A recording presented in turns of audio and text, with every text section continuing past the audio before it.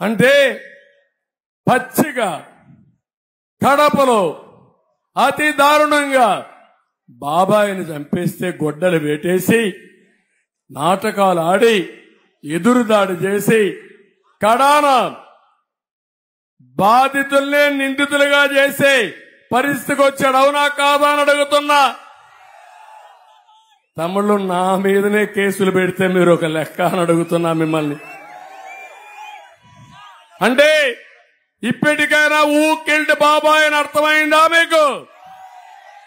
ఊ కిల్డ్ బాబాయ్, ఊ కిల్డ్ బాబాయ్ అర్థమేంటి? చేలు పైకెత్తండి.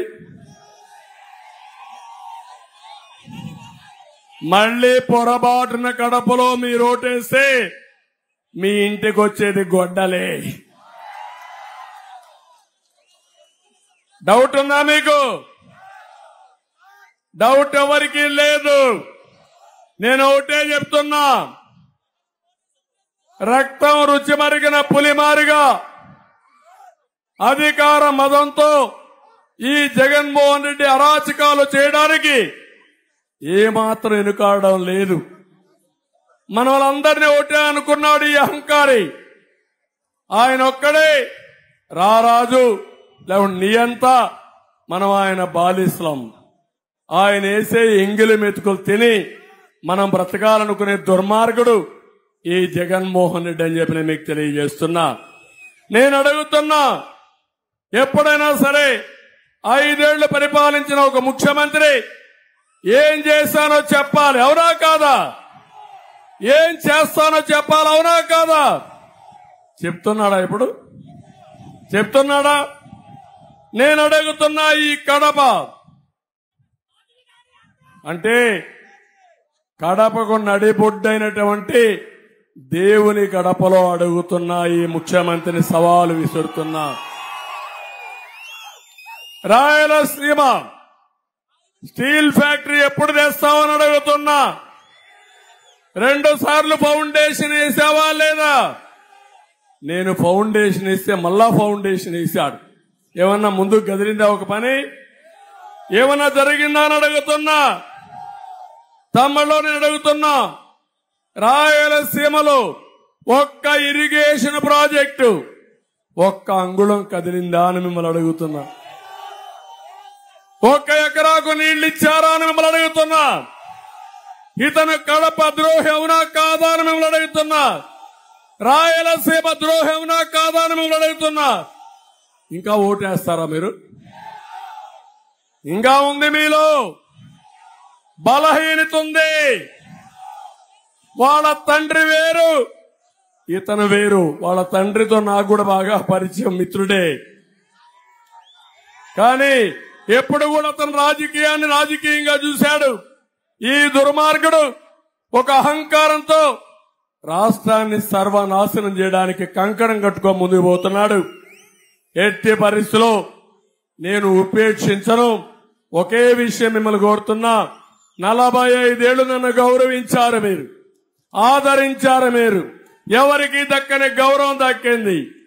ఈ రోజు నేను ఒకటే చెప్తున్నాను, మళ్లీ ఈ నవ్య ఆంధ్రప్రదేశ్ ని అభివృద్ధి చేసే వరకు వదిలిపెట్టకుండా మీకోసం పనిచేస్తానని చెప్పి మీకు తెలియజేస్తున్నా. ఈ రోజు మీలో కొంతమందికి అనుమానాలు ఉన్నాయి. ఈ రోజు కొంతమంది ఆలోచిస్తున్నారు ఎందుకు పొత్తులు పెట్టుకున్నారని. ఇక్కడే జన సైనికులున్నారు. జనసేన మొదటి నుంచి ఒక్కసారి చూడండి మీరు. పవన్ కళ్యాణ్ గారు ఒకటే మాట మాట్లాడారు, రాష్ట్రంలో వ్యతిరేక ఓటు విడిపోవడానికి వీలు లేదు, ప్రజలు గెలవాలి, రాష్ట్రం నిలబడాలి, త్యాగాలకు నేను సిద్ధమని చెప్పిన వ్యక్తి జనసేనాని పవన్ కళ్యాణ్ గారు. అవునా కాదా అని అడుగుతున్నా. నేను జైల్లో ఉన్నప్పుడు 1 నిమిషం ఆలోచించకుండా పొత్తు పెట్టుకుంటామని చెప్పిన వ్యక్తి పవన్ కళ్యాణ్ గారు. ఆయన్ని విశాఖపట్నంలో తిరగనీయకుండా నగర బహిష్కరణ చేస్తే ఫస్ట్ నేనే వెళ్లి సంఘీభావాన్ని తెలియజేసి భయపడద్దండి నేను కూడా ఉంటా తాడో పేడో తేల్చుకుందామని ఆయనకు ధైర్యం చెప్పిన వ్యక్తిని నేను. ఈ సందర్భంలో బీజేపీ కూడా దేశంలో ఉంది. దేశంలో బీజేపీ అధికారం ఉంటే మళ్లీ అధికారంలోకి రాబోయే పార్టీ బీజేపీ. ఇక్కడ ఒక విషయం మీ అందరికీ చెప్పాలి. తెలుగుదేశం పార్టీ ఎప్పుడు కూడా ఒక సెక్యులర్ పార్టీగా మైనారిటీస్ కి రక్షణ కల్పించిన పార్టీ తెలుగుదేశం పార్టీ. 95 2004లో పొత్తుంది, 2014-19లో పొత్తుంది.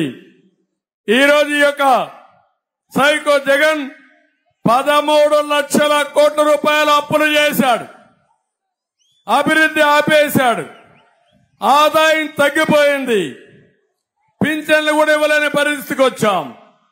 మళ్లీ నేను ఇవన్నీ చేయాలంటే నాకు అధికారం కోసం కాదు, ఈ పేద ప్రజల కోసం మేమందరం కలిసి పొత్తు పెట్టుకున్నామని చెప్పి కూడా నేను మీకు తెలియజేస్తున్నా. మైనారిటీ సంక్షేమం ఒక్కసారి ఆలోచించండి. 95-96లో హైదరాబాద్ లో ఉర్దూ యూనివర్సిటీ పెట్టిన party Telugu Desam party. Minority finance corporation పెట్టిన పార్టీ తెలుగుదేశం పార్టీ. ఉర్దూ రెండో భాష కింద 13 జిల్లాల్లో పెట్టిన పార్టీ తెలుగుదేశం పార్టీ.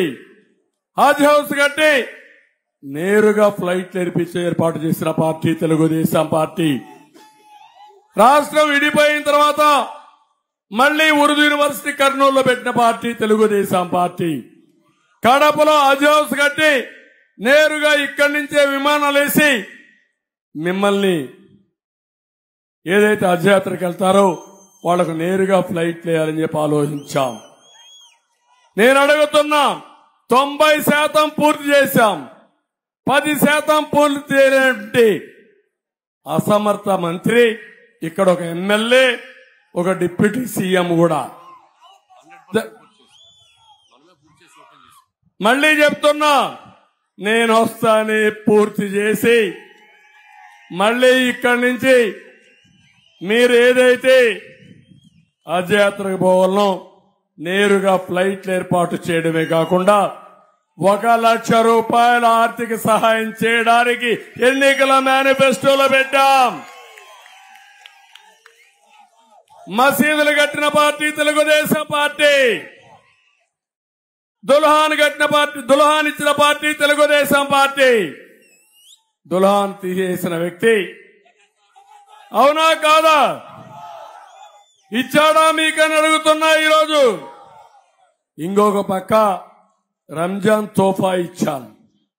ఇప్పుడు వచ్చిందాని మిమ్మల్ని అడుగుతున్నాను, మీ పిల్లల్ని విదేశ విద్య కింద 10 లక్షలు 15 లక్షలు ఇచ్చి ప్రపంచంలో అన్ని యూనివర్సిటీ పంపించిన పార్టీ తెలుగుదేశం పార్టీ. ఉందా ఇప్పుడు? ఏ కార్యక్రమాల్లో అవునా కాదా అని అడుగుతున్నా. ఇప్పుడు మాట్లాడుతున్నాడు మళ్లీ నక్క జిత్తుల వ్యక్తి ఈ సైకో జగన్.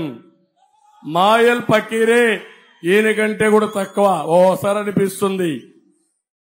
నిమిషానికి మాట మార్చేస్తాడు. 14-19లో 4% రిజర్వేషన్లు నేనే కాపాడా, మంచి అడ్వకేట్లు పెట్టా, ఫైట్ చేశా, సుప్రీంకోర్టులో ఉంది.